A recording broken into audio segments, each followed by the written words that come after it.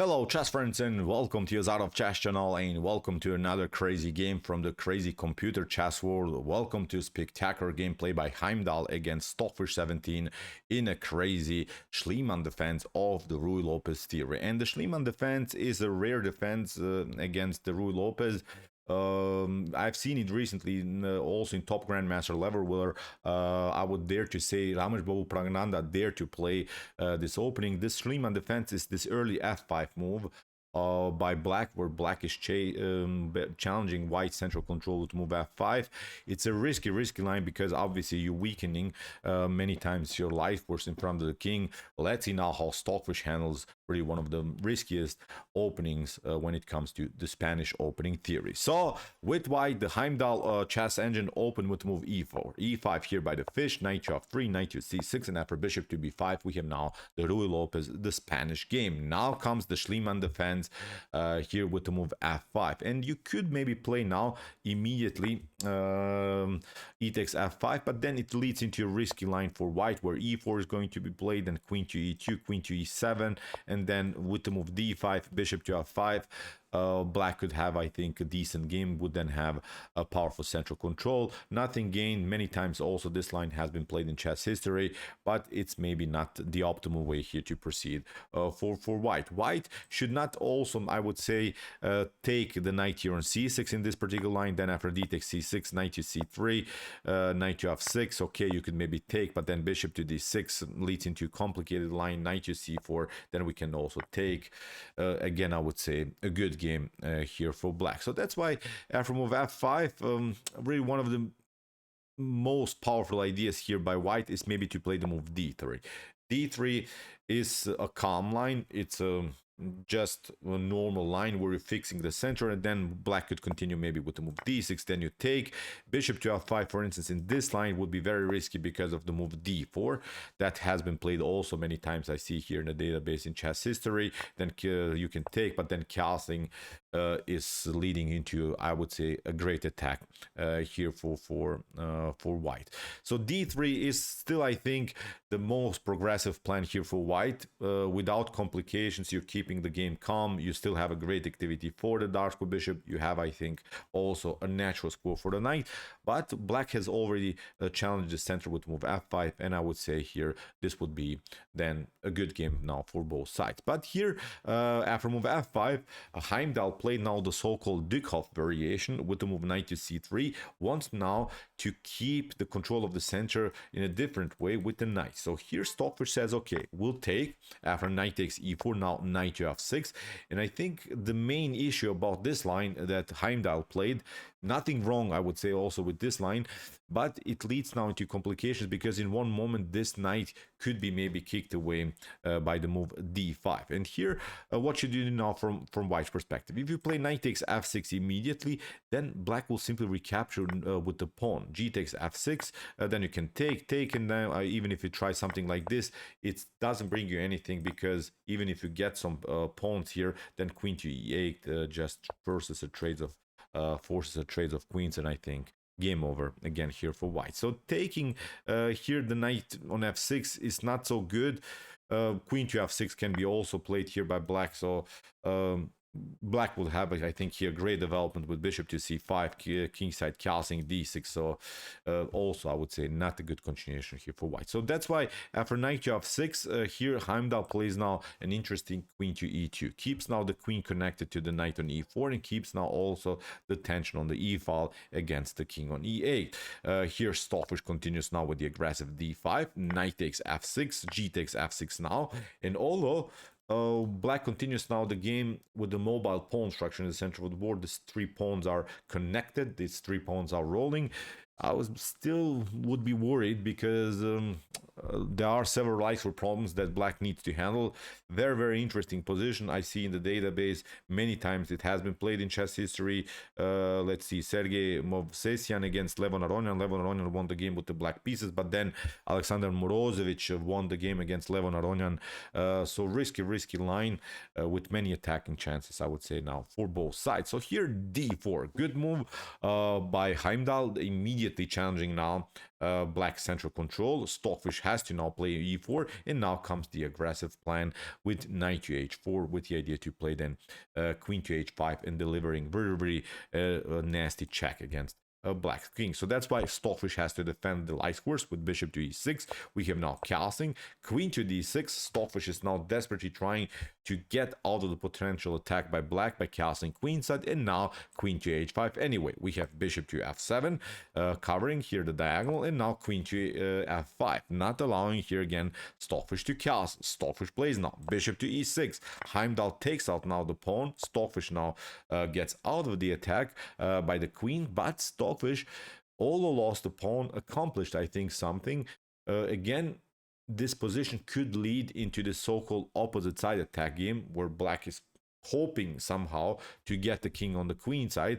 White is already the king on the king side, but now by sacrificing one pawn, Stockfish already opened some files in front of white's king, and now what Stockfish needs to do is somehow include the bishop into the game, castle, and then have here a devastating attack here on the g file.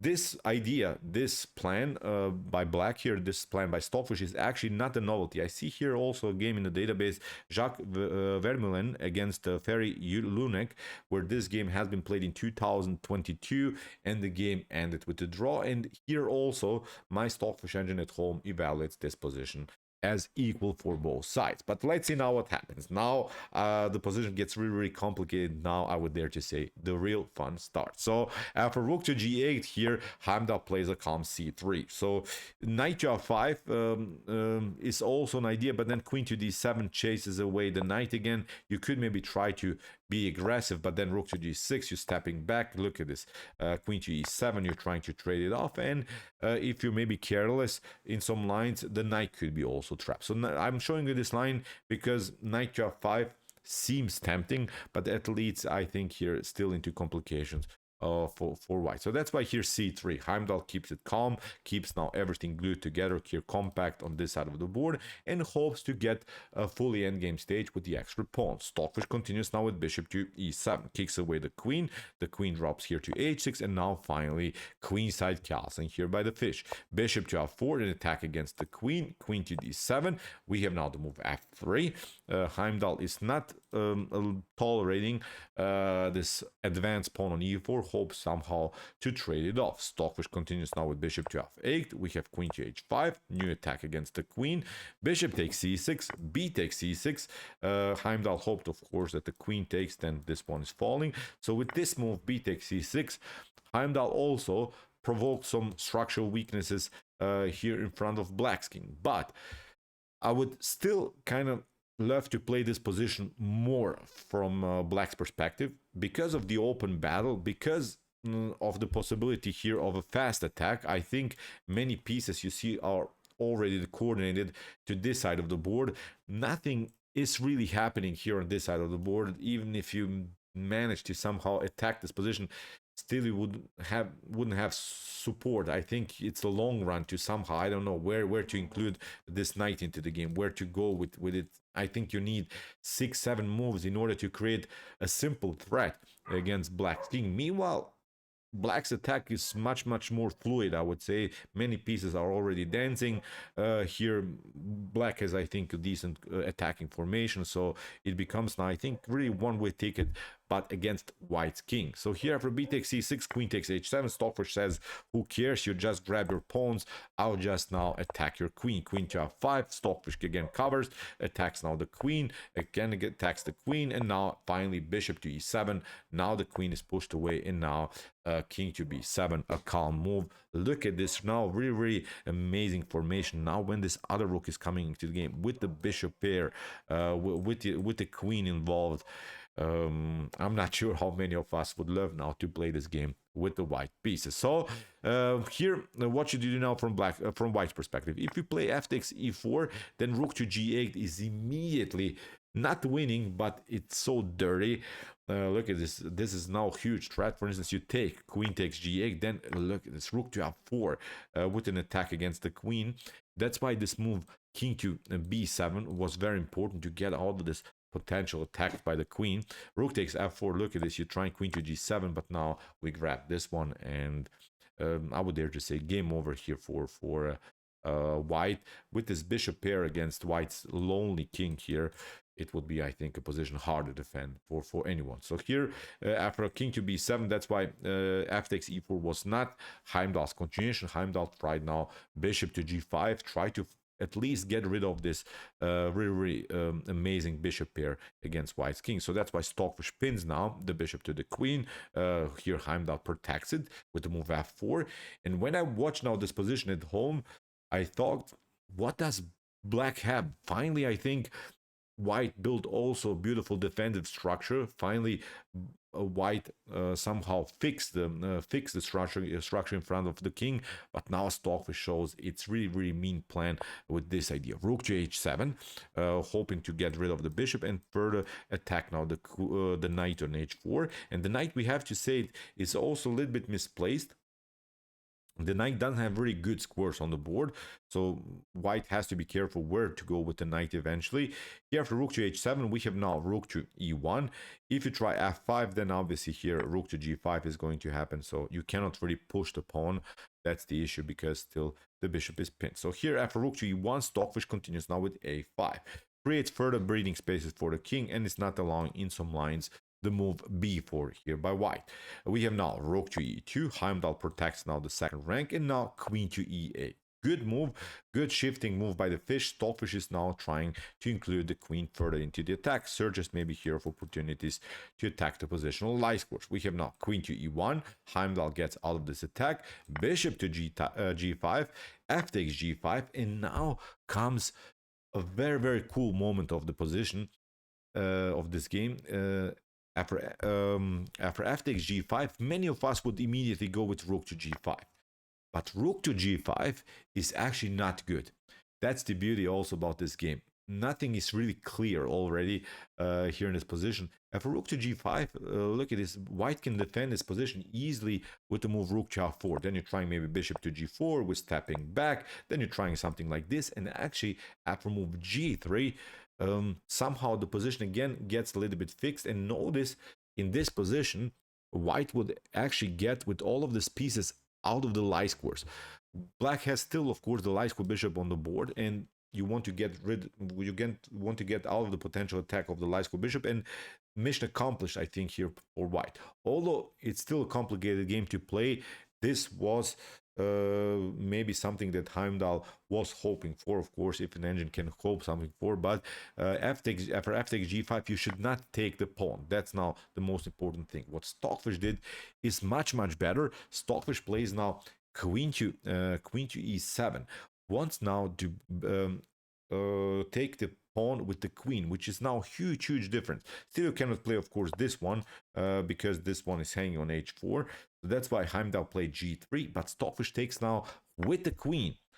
It's now different because after rook to f4, the move that we have discussed earlier, now it's not working because of queen takes f4 and the game is over. So now this whole defensive setup by white is not working. So that's why after queen to g5, Heimdall played knight to g2, wants to really somehow cover the g file. Stockfish has now, look at this, more and more pressure against white's king. We have now bishop to g4. Notice again now in this line that many still pieces now are on light squares, and they can, of course, be attacked by the light square bishop, which is a huge difference than this in this other line, I think. So here after bishop to g4, rook to d2, now comes bishop to f3. Very nice active move. Knight to f4 again is not working because of queen takes f4. Again, too much tensions here on the g file, on the h file, so it's not working. So after bishop to f3, we have queen to e3. Heimdall is, of course, hoping to finally trade off the queens, but now calm queen to f5. Stockfish is trying to squeeze here white to sneak in with the queen here through the h file. We have now knight to f4 here by Heimdall. Rook to h4, great attacking move with the threat to play rook takes f4 again. And now Heimdall makes a huge mistake. In order to defend his position, Heimdall had to play knight to d3. Still, it's complicated because of moves like queen to h5, then rook to f3. Maybe you can trade it off, and you hope for the best in this position. You're trying to do something maybe with the knight and 2 pawns against the rook, and maybe you survive. But what Heimdall did, Heimdall played knight to g2 again, and Stockfish smelled some blood immediately. Stockfish says this is a bad move, maybe just for fun. If you want to practice some attacking ideas, pause the video and try to see now the best idea here for black. I'm not daring to say black moves and wins the game bits, because it's still a long run, even if you find now the best tactic, but it's a must move. Every other move leads, I think, into equalish position, so it's now here to be or not to be moment here for Stockfish. What we do now in this particular position? Okay, Stockfish found here beautiful rook takes h2. This is the way to go. This is really, really spectacular. Obviously, you have to now accept the challenge. King takes h2. We have queen to h5, a check. You have to now step back, but now a rook takes g3. And the issue is now rook takes f3 and similar stuff is not working. Even if you want to bring some material back because of this line. E takes f3, you're trying maybe to step back, now we take, even if you take out this one, then look at this, we have a promotion, now we simply attack the king, promote the new queen, and it's a position that you can resign. Even if you try here rook to e1, maybe to get some kind of a defensive setup, still queen to g4, build the battery, we're stepping back, we're attacking the rook, now we pick up this one. Even in this scenario, you lose simply the queen. A4 can be played, and with the queen against both of these rooks, and with this supported pass pawn, again, black should be completely winning. So here, after rook to g3, that's why a3 by Heimdall, but now Stockfish plays queen to h3, puts more pressure against the knight on g2. The king has to now step back. Stockfish grabs now the piece, is still down the exchange, but now after king to e1, Stockfish delivers a new check. Heimdall has to cover. Stockfish now plays a beautiful rook to g3. Now there are several threats against the queen. King to d2. White is desperately trying to escape, and now this motif discovered attack against the queen, but also here an attack against the rook. So we have now queen to f4. Heimdall is hoping to trade off the queens, but now the follow-up e3 is really spectacular. Great moves here by the fish. King to c2. Now a new check. The rook is hanging. Look at this. Stockfish took now the rook. Heimdall can, of course, also take out now this one, but still then white will lose also the rook on f1. That's why Heimdall took the pawn on f2, but now Stockfish keeps everything glued together, everything compact. Now after queen to d3, king to a2, new check, and now a beautiful move, giving up so far here the bishop on g2, but this is not possible because of the check, and you can just bring some pieces in between, but it's of course a checkmate on the back rank. So that's why for rook to h3, Heimdall tried rook to c2, but now Stockfish simplifies the game by trading off the pieces, now simplifies the game till the end, and here obviously with up a piece, Stockfish has a completely winning endgame. Here I wanted to show you also how Stockfish mocks now a little bit Heimdall, because in some lines this position could be drawish. Look at this crazy move, d2. It's actually just prolonging the game. Let me see here in this position. Stockfish says it's a forced checkmate in 9, and when you play d2, it's actually a forced checkmate in 14 moves. So Stockfish prolonged the game a little bit, but the funny part about this move d2, maybe Stockfish, the developers of Stockfish have somewhere a code where it's mocking a little bit its opponent in some position. The crazy thing about this position is, if this position would be a little bit different, then we would have the wrong bishop position, the wrong bishop endgame, where when the king would be here, maybe white's king maybe on a1, and maybe black's king somewhere here. If you take the pawn on d2 or something, then this position would be a drawish one. So here Stockfish is mocking a little bit. Heimdall took, but now it's simply not working. The white's king is too far away from the action. It's a different position, and here after move queen to f4 in this particular position, Heimdall resigns. So great game, a great Schliemann defense of the Ruy Lopez theory here by the fish. Interesting opening for sure. Be careful with this one because it has still so many theory. It has still so many sidelines, so it's not so easy to play this opening. You have to be really familiar with the concepts, with the ideas. But Stockfish found here really this ultra interesting queenside castling idea, giving up some pawns just in order to open the files, open the diagonals, found this amazing tactic on h2, kept pushing the position, I think, to the limits, and Heimdall eventually cracked and didn't find simply the best defensive resource. So, okay, I hope that you enjoyed this game. I really enjoyed it a lot. Interesting ideas of the Ruy Lopez theory. If you want to see some other cool games like this, check out our commented chess games played by computer series here on my YouTube chess channel. Here's the link to the playlist. And if you like this content, hit the subscribe button. See you soon with some more videos. And what do we say in the end? Chess is the best, of course.